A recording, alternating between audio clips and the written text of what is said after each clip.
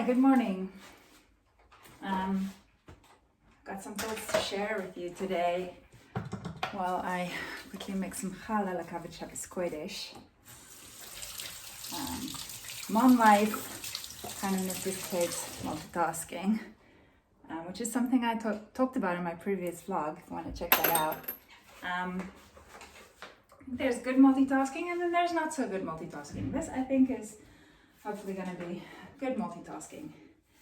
So I am making challah. I made the dough earlier this week and then I froze it and I defrosted it overnight. So that's just one of the things I do to help me be able to cope with,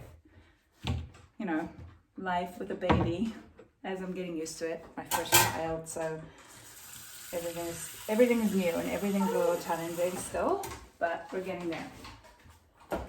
So the thing that I wanted to talk to you about was coming up for me this week. And it kind of started a few months ago while I was working on my album, which B'ezrat Hashem will be released later this year, hopefully soon, in the next few months. B'ezrat Hashem. It's currently being mixed in Nashville and then will be mastered there as well. And then we'll take it from there.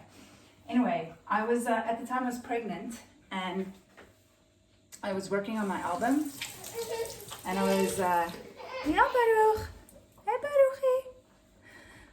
Might have to pick this guy up soon.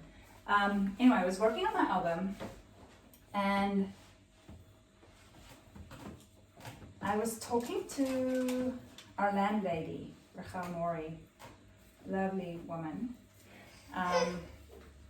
And I don't know, somehow she asked me how I was doing and I said I was very busy working on my album, and I was saying I think I was talking about how great Eitan, what a great husband he is and how much he helps me, how he supports me to do my thing.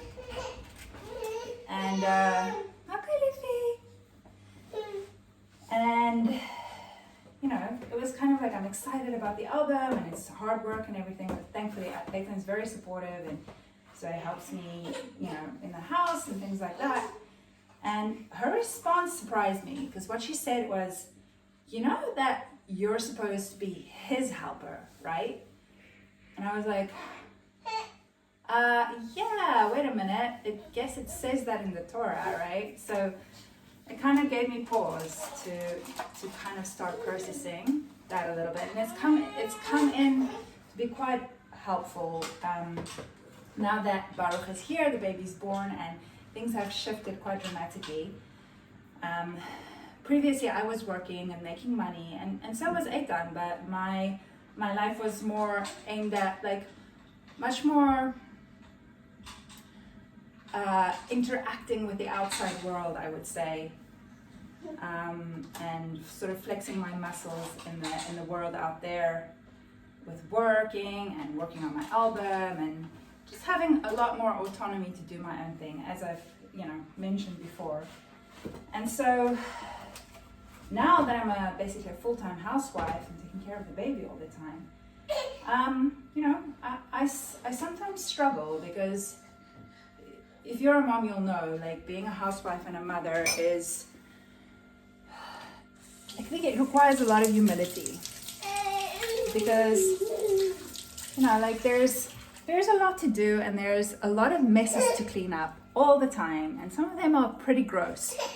And I think, it requires a lot of humility to set aside the things that you're doing, to set aside your own will, your own plans, in order to just be a homemaker and make things nice for everybody at home. And it's also nice for me, but I'm also doing it in service of my husband, in service of my child.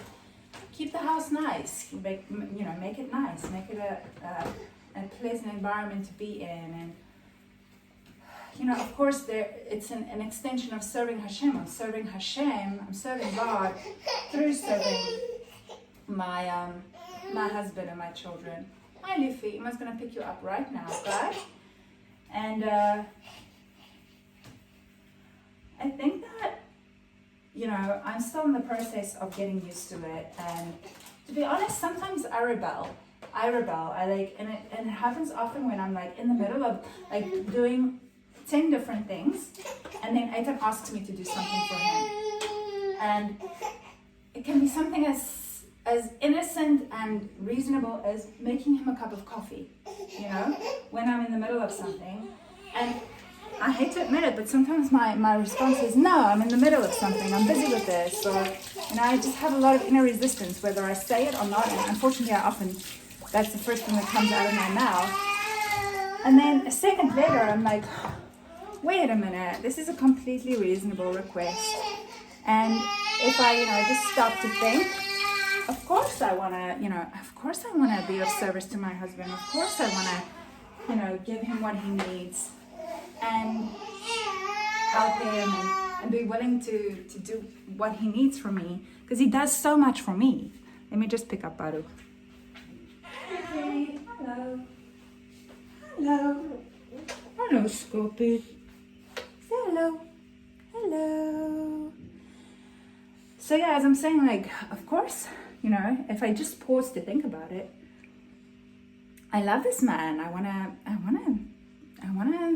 be there for him. And anyway, I think I just get caught up in what I'm doing, and I'm planning ahead, and I'll get so attached to my plan of what I'm gonna do next and how my day is gonna flow.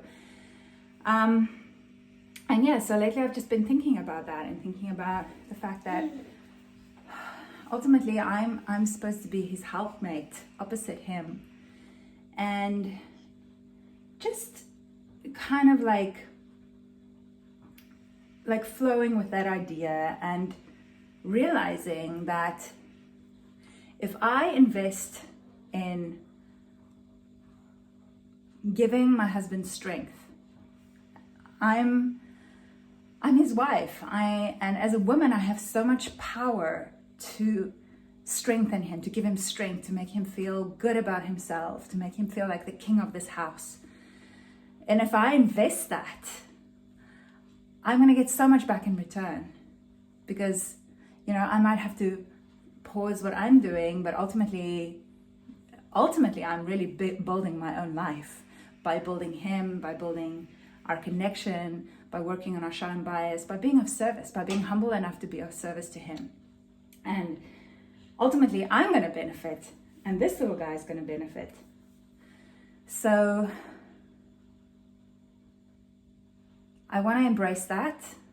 I want to embrace my role as wife and mother, and I want to see the bigger picture. And I want to bless you that if you're a wife and mother, that you should also see that and embrace that and feel inspired by it.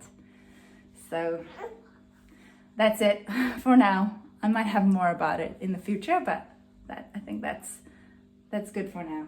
So let's say Shabbat Shalom. Let's say Shabbat Shalom. Bye, everybody. Say bye.